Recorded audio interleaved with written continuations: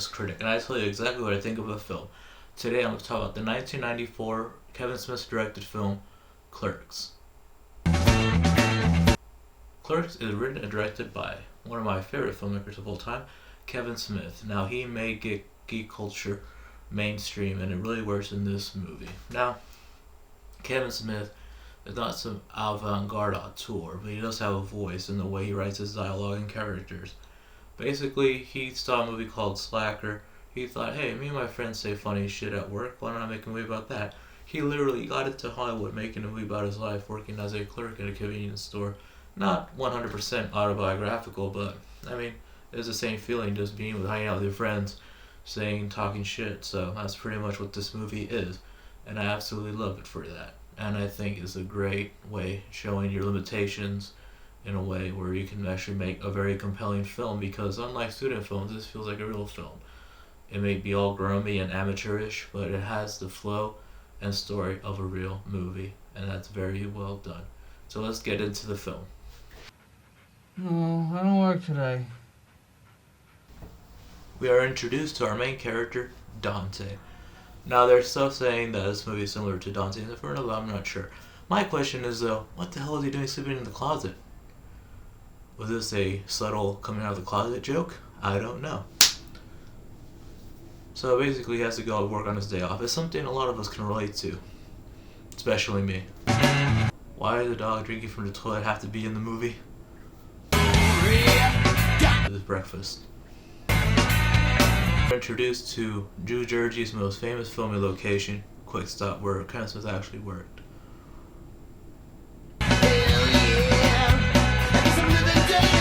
Super lucky. Super unlucky. Now, the whole gums in the locks thing is very important.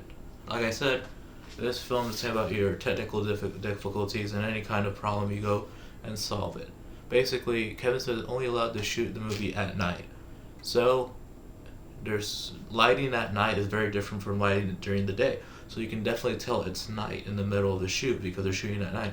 So he said there's a gum in the lock, so you can't open the steel shutter, so the light won't come in, making it look like it's during the day. And really, that's it.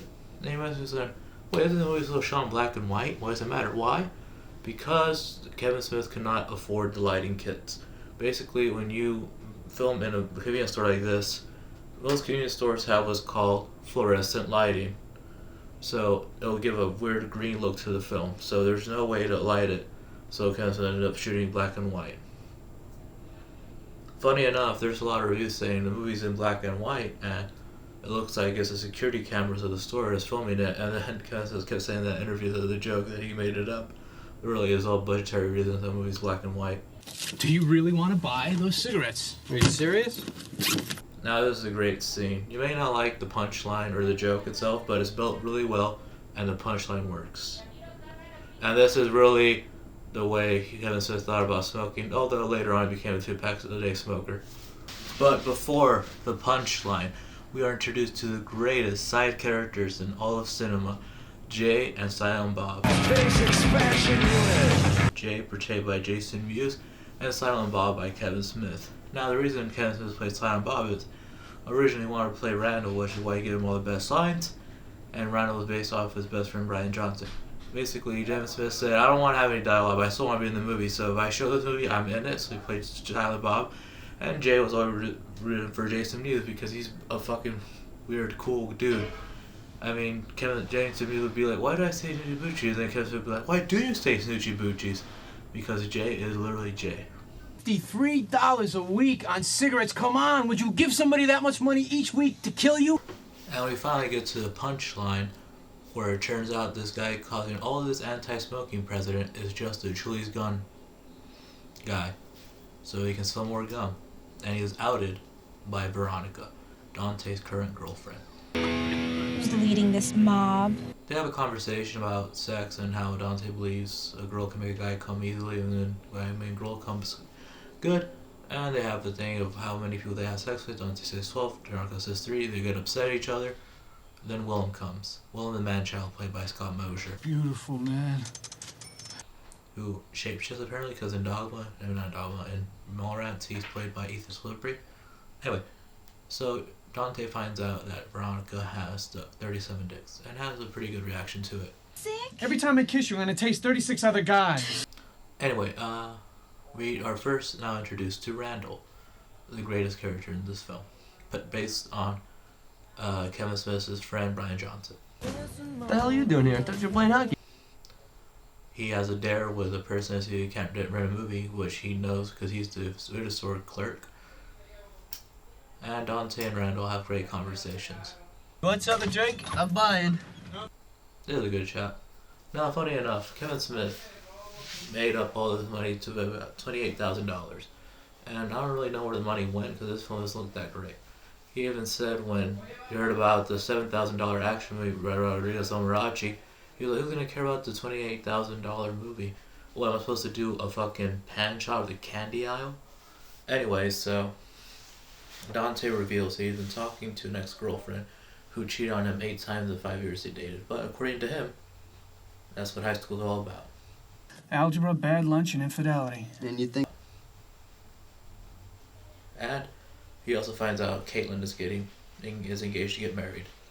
Veronica, Caitlin, and Caitlin's fiance. And then this time we get to see one of my favorite parts of the movie, Bob's cousin, Olaf, singing Berserker.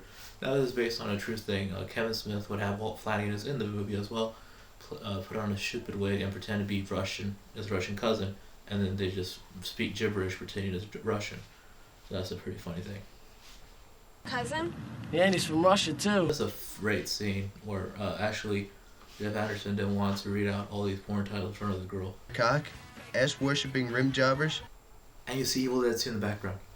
Anyway, so that's just a funny punchline too. What's that called again? Here's another fun scene where a guy is watching as a cat take a shit. Bray or Kid. No, but really, this is an important scene because Dante learns that it was true that Veronica is engaged to get married. On a Jedi. Never noticed it till today. They built another Death Star, right? Yeah. Now the first one was completed and fully operational before the rebels destroyed it. Now we have a great scene that really cements how Kevin Smith was able to get mainstream culture, especially nerd stuff, where they talk about Return the Jedi in a way no one thought about, like having stormtroopers who are or people who are independent contractors build a Death Star, which was proven real in theory. His theory was proven real in Star Wars. I forgot why, but it was.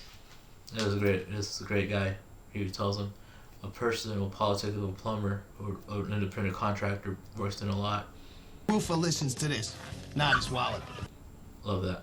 Oh, and Jay is shoplifting. Tons of property, a simple reshingling job.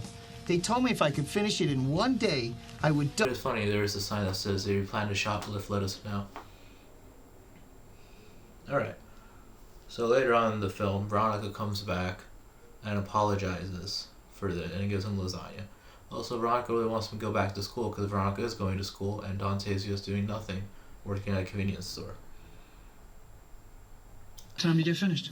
8, but I have a sorority meeting till 9. Alright, so later on, we see that his boss, who would promise he'll be there at 12, so he'd come and work, was not coming. Can you fucking believe this? He didn't mention that to you this morning? Not a word.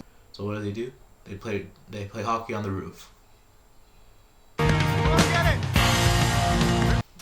Randall learns that one of the illustrious 12 women Dante has slept with has died. Blows him in her brain yesterday. Jesus. She was swimming in the pool in the YMCA when it happened. They talk about sucking their own dicks, and Randall pretty much courses Dante into saying he tried to suck his own dick and makes fun of him. I never tried it. Fucking pervert. Now there's a deleted scene that wasn't filmed. They had no money, so they just made a joke where it just cuts to them running away from the funeral. There's actually a guy in that dress. And Dante has been slapped with a fine because Randall sold some little kid cigarettes, and he gets confronted about it in front of a cool dude and a girl who he knew from high school. And he said, what could be worse? Next.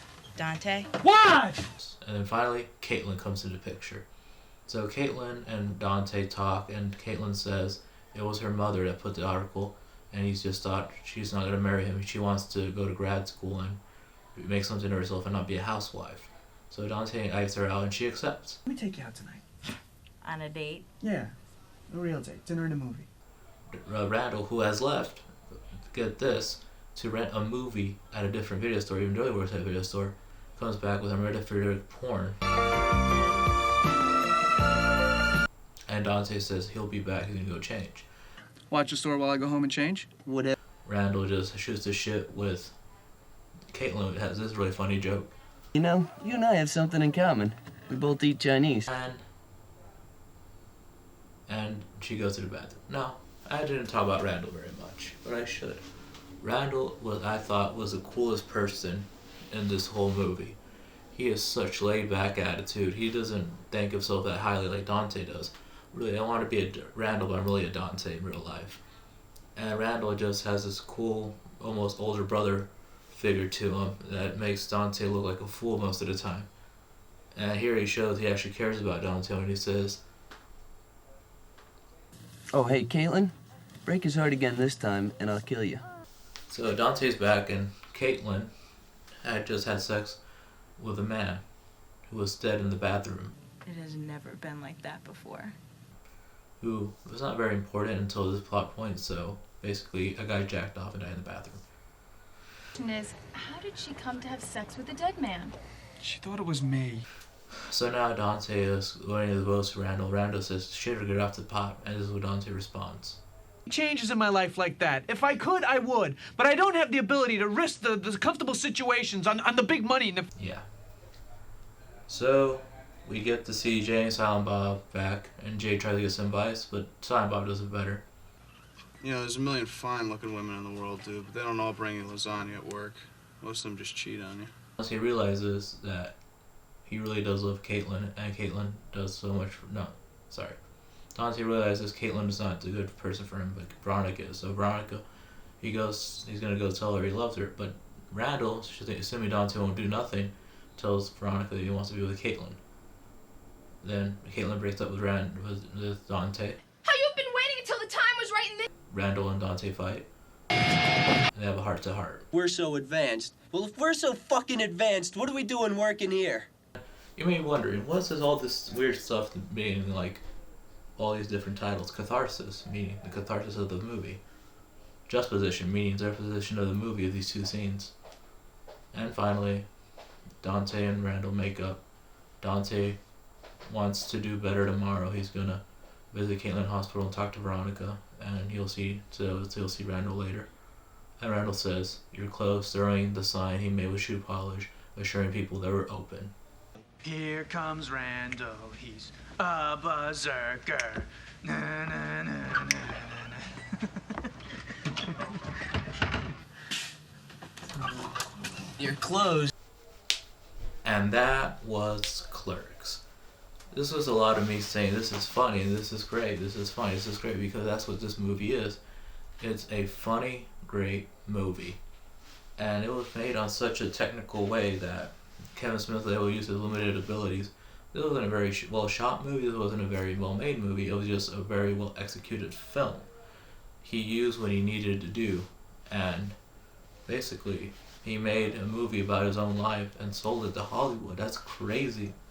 I mean, that's amazing. He was able to do stuff he can love. And this gave him a career. He always said everything in his life is thanks to Clerks. He put up $28,000 of his own money, maxing out Critic art, signing a comic book collection, and it worked. And this may not be a technical marvel, but it's so important it's in the film registry. And I know I kind of summarized this movie, but that's it. I mean, it was just a really funny movie. And I just told you why I love it. And that's my whole point of this show. And if you've seen this film, comment below. Remember, like the video, share the video, and subscribe if you'd like to. I will see you all later. Honest Critic out.